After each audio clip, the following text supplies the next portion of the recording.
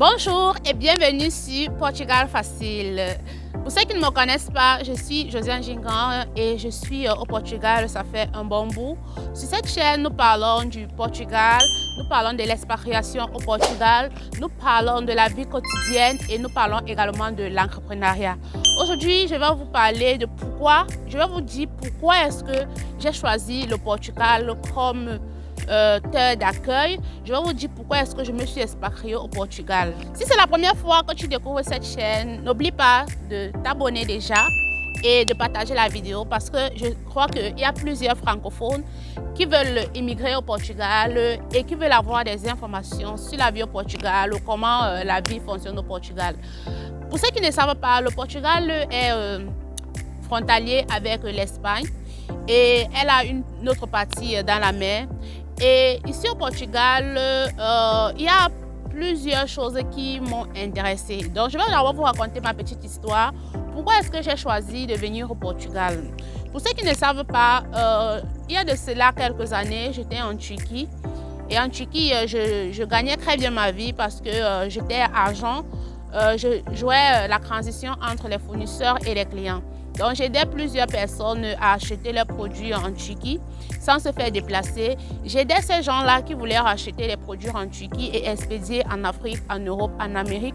Et tout se passait très bien. Et après, je me suis dit, pourquoi pas changer de pays, pourquoi pas changer d'espace, pourquoi pas découvrir des autres horizons en fait. Je ne voulais pas aller dans les autres pays où il y a déjà plusieurs Africains, où il y a déjà du monde, parce que moi j'aime rester où il n'y a pas assez de gens. Je ne veux pas suivre la masse en fait. Et j'ai eu à postuler, j'ai fait une demande de visa pour le Portugal et la demande de visa a été favorable. Je suis arrivée au Portugal et j'ai essayé d'observer, j'ai essayé de voir pourquoi est-ce que les Africains viennent au Portugal.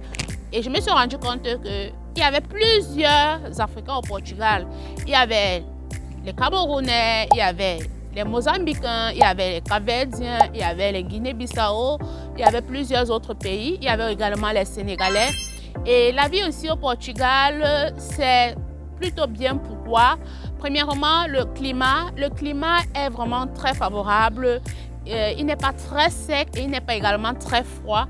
En hiver, parfois, il y a des villes ici qui n'y a pas de neige.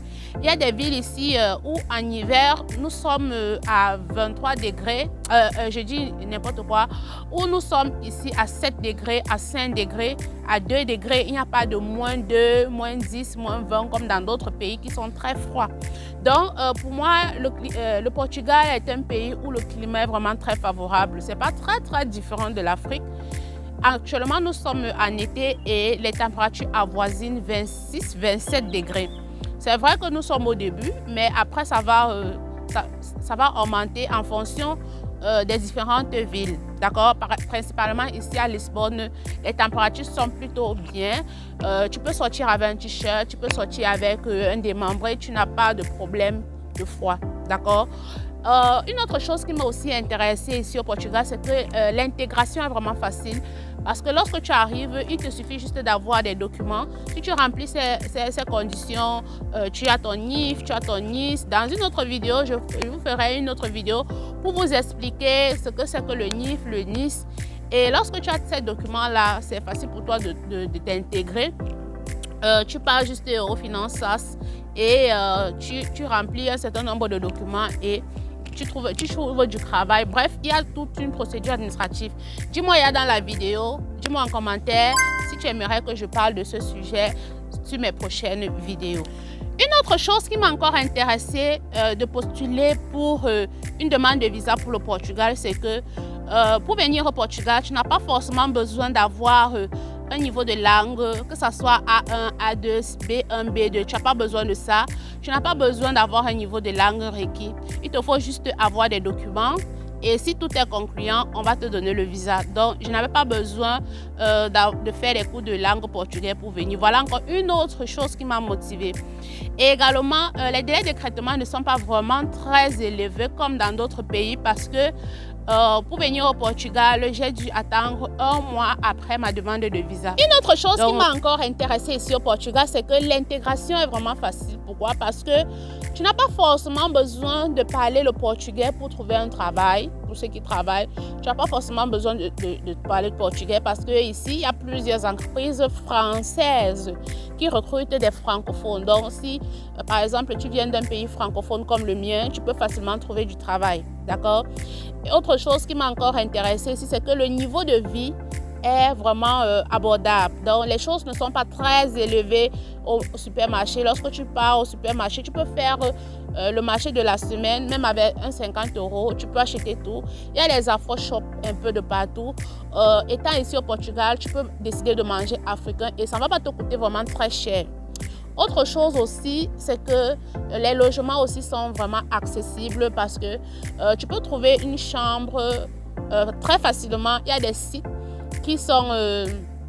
il y a des sites en ligne où tu peux directement aller rencontrer des propriétaires, tu peux communiquer avec lui et tu garantis une chambre ou alors un appartement en fonction de tes besoins. Donc, dis-moi en commentaire si tu aimerais venir au Portugal.